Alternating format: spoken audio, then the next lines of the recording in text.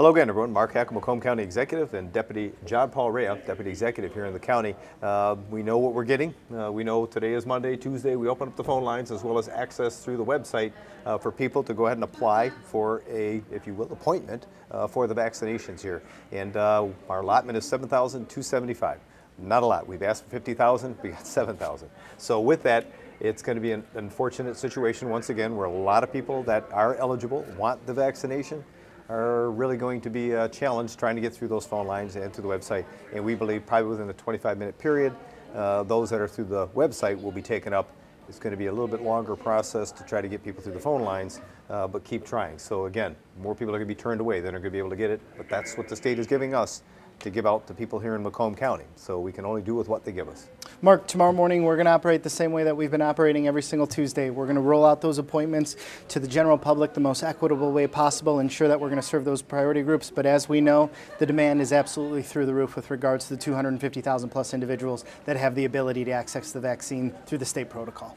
And we're finding that the only other access points right now are through the hospital. Some of them do have, if you will, contract agreements with whether it's a Walgreens or through a Myers. They're doing some of that, trying to get out of the business of vaccinating at the hospitals because they're supposed to be taking care of patients at the hospital. So understanding that, there's limited access for the public to get these vaccines, but let's make no mistake about it. There is limited vaccines, not just here in Macomb County, throughout the state, but throughout the entire country.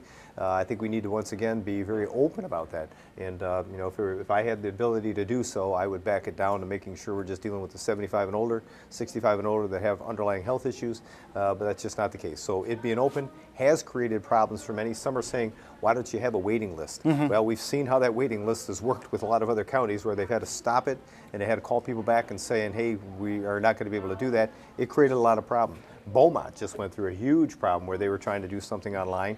Credit to them to try to be helpful. Somebody infiltrated their scheduling system and decided to go ahead and take up all those schedules, and now they had to do something publicly about it and canceled all those schedules. So whatever we get, we're going to get out. And unfortunately, we're getting very limited amount like everyone else.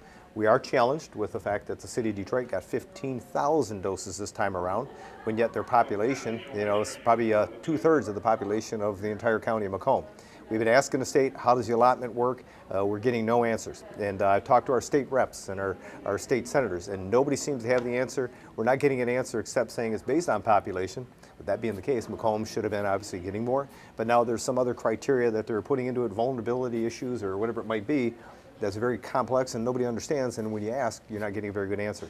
But 15,000 for the city of Detroit alone and 7,000 for the county of Macomb, something's just not right. But I say this, whatever the state wants to give us, we will get out. If they want to give us 2,000, we'll get out 2,000. If they want to give us 7,000, we'll get out 7,000. If they want to give us 50,000, we'll get out 50,000. So we're just one access point that the state has, and they're saying, here's 7,275. Can you get them out?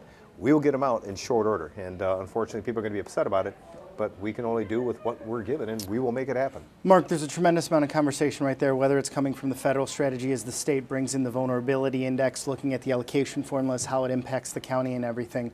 While it's better that we're receiving 7,275 versus 5,000, again, as you said, the consistent message from us to the state and to our federal partners is get us 50,000 doses, because we know that our operational continuity right now will be able to get those to the public as quickly and as efficiently as possible. If you want us to do more, we're here, we can make it happen. If you don't want us to do more, then that's okay too. We'll be open and honest with the public. This is all we got. So, I think the simplest thing is to realize, we open it up to way too many categories, too many people that now have availability to go ahead and say, you know what, I want the vaccine. And self-preservation, some of them aren't paying attention or worried about the 75-year-olds or the 65-year-olds with vulnerability issues.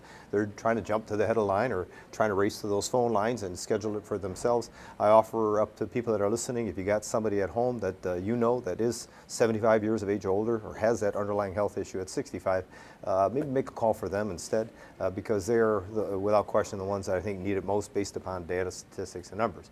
But all that being said, there's only one way to fix this problem. We know it's not just a local issue with, if you will, less, if you will, doses available versus the demand that's out there. So supply and demand. We have a very limited supply, not only here in Macomb County, statewide, nationally.